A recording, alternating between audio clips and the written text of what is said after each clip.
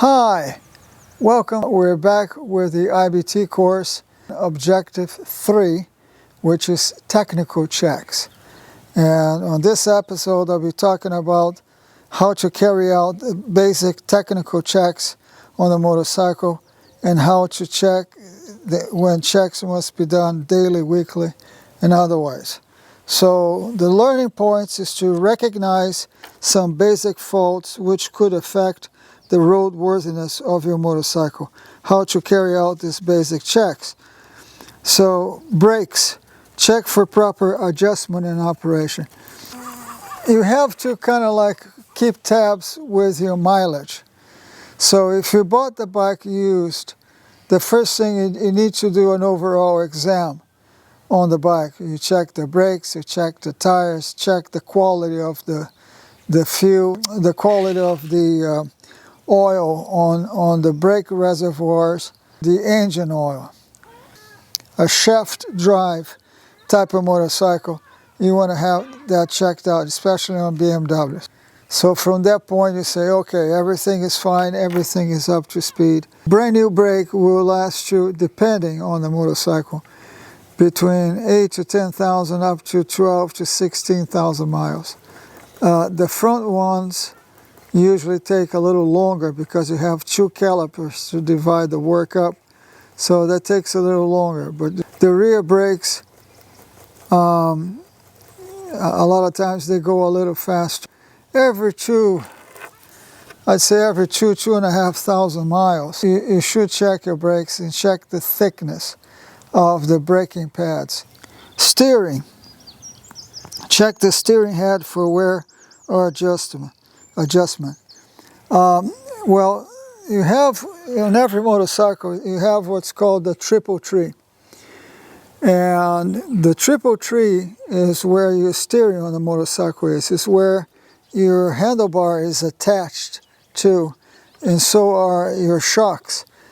So on that, there's a little column there that is filled up with bearings and grease. It's every 5,000 miles.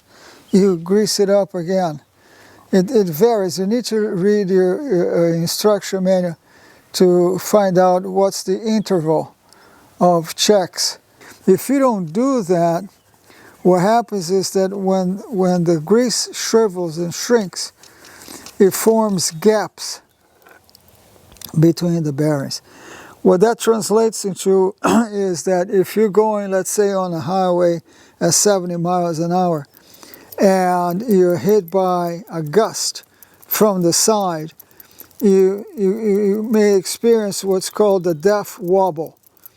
And the handlebar starts to wobble back and forth, and you need to slow down the bike, of course, to resume control of that wobble. But a lot of times you may not have the time to do it, and you may lose control on the motorcycle and you can be killed. Lights, about that, so I'm not going to repeat myself. Reflectors, check that they are in place, clean and not broken. Reflectors, the purpose of reflectors is obviously to reflect. And the purpose is to make the motorcycle visible, especially at night. Now, if you have a bright sunny day, sometimes they shine out, and make the bike visible and see it depending on the angle of the sun. And of course, a dirty reflector doesn't reflect, so it's always good to keep them clean. And then, of course, at night, there's a universal standard that the front reflectors are amber and the rear ones are red. Sitting at a junction and the car is coming from the opposite direction or whatever it is, that person will be able to know if you're about to cross the road or if you have already crossed and stopped. So either he will give an opportunity to finalize that crossing, or have confidence enough that he can go by you because you're not going to reverse into him or something to that effect. So just be mindful of these things. Suspension, checks for obvious defects. Front suspension on 90% of the bikes or so is a combination of hydraulics and a spring. So most of the time what you do is you drain the oil, and then you put the plug back in again and pour oil on the top, and make certain that the measurement is absolutely identical on both sides. The rear shocks, on the other hand, they can't be maintained. It's just a kind of thing that they last about, just like an automobile, 45, 50,000 miles. And when it's time to fix them, you just replace them. But you only have rear shocks, but you only have to do that once every, God knows, 10, 15 years. So I don't think it's a big deal anyway. Wheels and spokes, check for a tire tread depth, uneven wear, broken, loose, or missing spokes. The way you check on the spokes, you get a little spinner and you tap, and you go pling, pling, pling, pling. All of a sudden you hear a pluck, pluck, pluck. That means that the spoke is kind of loose. Take the wheel off, take it to an expert, and he will balance and tighten up those spokes. They'll never go bad again. Steel or magnesium or aluminum. So you check for cracks and stuff, and sometimes you can get them fixed or welded or whatever it is if you have a crack, or you need to replace the whole wheel. Chain and drive shaft. Chains are meant to be lubricated on the regular basis. It makes a mess in the wheel, I know. Just don't overdo it, but you need to do it just the same. Chains, they stretch. Is it possible for a chain to last 100,000 miles? Some people say yes. I don't know. I think they last no more than 30 to 50,000. You have to replace them. Drive shaft. Drive shafts, they're called bulletproof. They're not exactly bulletproof, but if you change the oil every 15 to 20,000 miles, they will be bulletproof. They will last a couple 100,000 miles, and then some. You'll be dead and buried, and those things are still intact. Mirrors, check they are properly adjusted, clean, not broken, which type, flat or convex. We already talked about that. I'm not going to go there. Cables. Most things are hydraulic, but some of the older bikes, like the clutch, you have clutch cables, throttle cables. So you need to lubricate those cables from time to time, but they need to be looked after. Hi folks, I just had to re-record this last 10 minutes of the video. The last video was muted. Anyhow, so I was talking about fluids and brake fluid, engine oil, dipstick, coolant, battery, electrolyte. So battery electrolyte, you don't really care so much for that now, because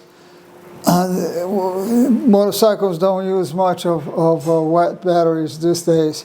It's all sealed and lithium and things to that effect, or gel.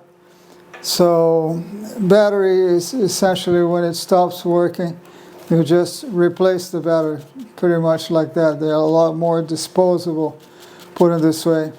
And then the lithium batteries, they have evolved so much, and the beauty is that they are like half the weight of a normal battery. And I've had a lithium battery in one of my motorcycles for about 2-3 years now, and knock on wood, not a bother, no problems, no issues, and I leave it connected to a trickle charger, no big deal. Brake fluid, if you open the brake reservoir, either on top of the handlebar or someplace else in the bike for the rear brakes, and if you noticed a little bit of a gray ghost, that the brake fluid has decomposed because it's like a stain in the fluid, that's time to bleed the brakes and replace the fluids. take it to a mechanic. Engine oil is concerned. Check the little window at the bottom of the engine that has like 2 markings. If the level after 8 hours of rest is on the first marking, that means that you need to top it up. And if you need to top it up, it's either because the oil is old or you have a bad situation in the engine, probably a bad piston ring, and you may have to take the engine apart, remove the piston, and replace the ring. Again, you would have to take a mechanic, but it's very relevant because it could be burning oil. Coolant, you should from time to time check the level. It's pretty much open the cap, and if the water's not all the way at the top, you just top it up with a mix of antifreeze, not 100% concentrated antifreeze, but you sort of dilute it a little bit, half and half. But usually if you bring a bike to a mechanic on an yearly basis for annual tune-up, he can take care of that for you, or she. All nuts and bolts, well, common sense. If you hear some kind of a rattling on the bike, just don't ignore it, because you probably have a loose screw or a loose bolt somewhere, and you don't want to start losing bits and pieces of the motorcycle along the road. So if you hear something, attend to it, check it out, see what's wrong, and just tie up some screws, basically speaking. Next objective, objective 4, is to placing the motorcycle on and off side stands and center stands, and when to use it. So not every motorcycle comes equipped with a center stand. All of them come equipped with side stands. And that's what should be used 99% of the time. But if you happen to be equipped with a center stand in your motorcycle, if it comes from the factory like that, the purpose of the center stand is mostly for maintenance and washing, cleaning, things to that effect. It's not an option when you're out on the road to use the center stand, because if you do that, the bike becomes vulnerable and somebody maliciously could push that bike off the center stand and crash the motorcycle. While if you park on the side stand, you usually park in first gear and you already took the key off, and with the weight in the motorcycle, and after you meet that gear, it's very difficult to knock the motorcycle off.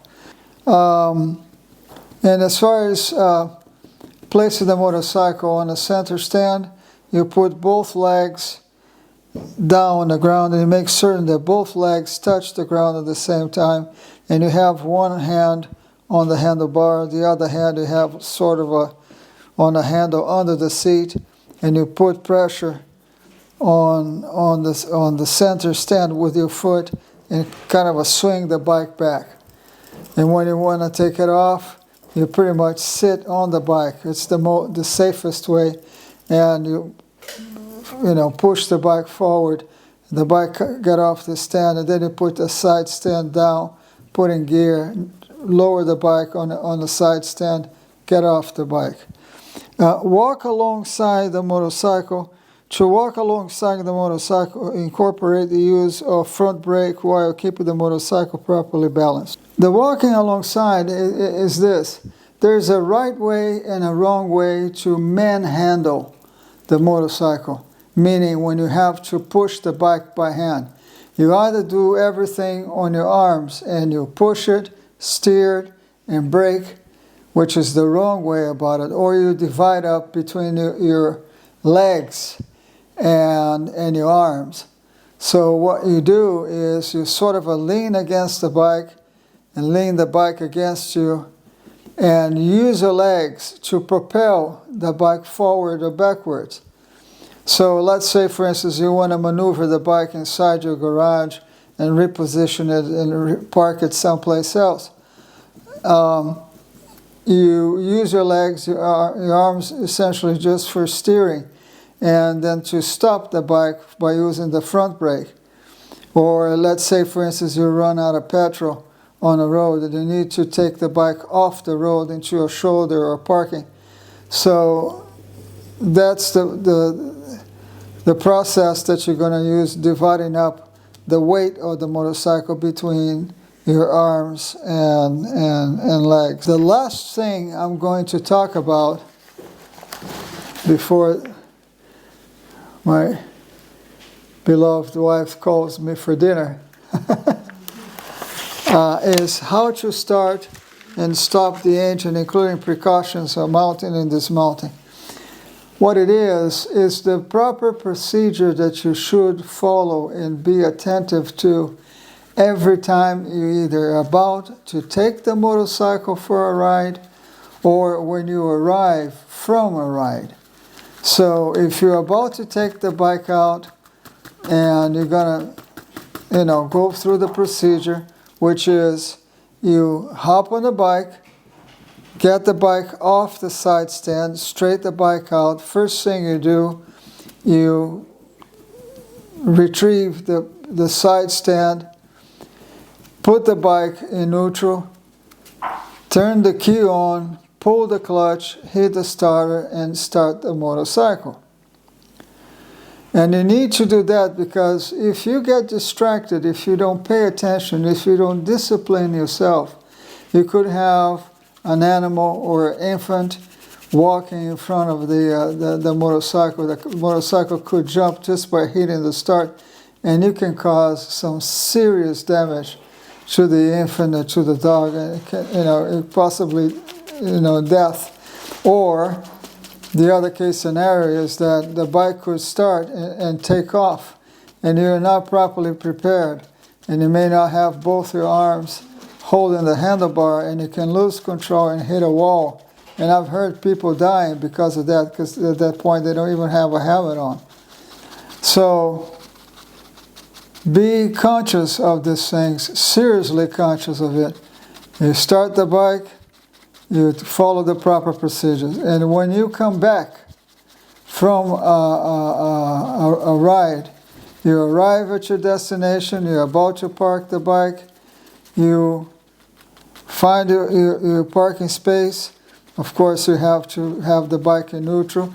You maneuver the bike around, and you're about to step out of the motorcycle. What you do is you put the bike in first gear, meet that gear, because usually in first gear there's a little bit of a gap. And so usually if the ground is completely flat, you just push the bike forward after you engaged in gear, take your hand off the clutch, meet that gear, side stand out, lower the bike. Okay, and of course make sure that the bike is off before you do all this, that the engine is off. Meet the gear, lower the bike, take the key off. If you happen to have notes in a carbureted motorcycle, you go through this proper procedure, but don't forget to go to fuel tap and turn the fuel off. So you move from whatever position, reserve or on, and move to off. Because you don't want, if you have a bad float inside the carburetor, to leak the petrol under your bike and have a fire hazard in the process. And of course, the kill switch always on. Never turn the motorcycle on the kill switch. When you turn the motorcycle off, always use your keys. Never the kill switch. Kill switch is for emergencies only. That's it. Thank you very much. See you next time.